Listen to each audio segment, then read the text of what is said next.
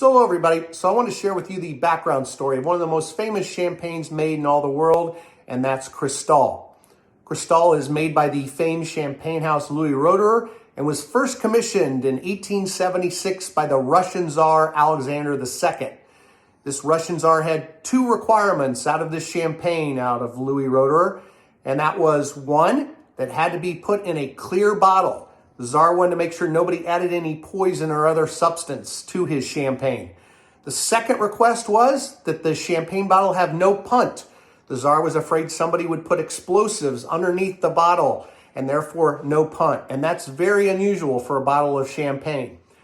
Originally, Louis Roederer put this in a crystal bottle. It had to be in a crystal bottle to ensure that it was clear, and that's where the name Cristal comes from. Cristal was the champagne of Russian Tsars up until 1945 when it was first released and commercially available to the rest of us.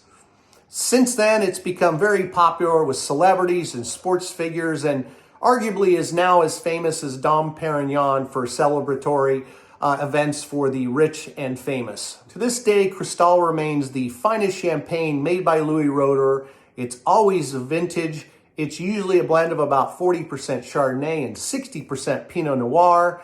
And it's very important if you do get one of these bottles of champagne and you're saving it to keep it in the shiny cellophane that it comes in, because that actually has some UV protection to protect the clear bottle from sunshine rays, because being in a clear bottle, it's more susceptible to light than most champagnes that may be stored in a darker bottle. Cheers, everybody.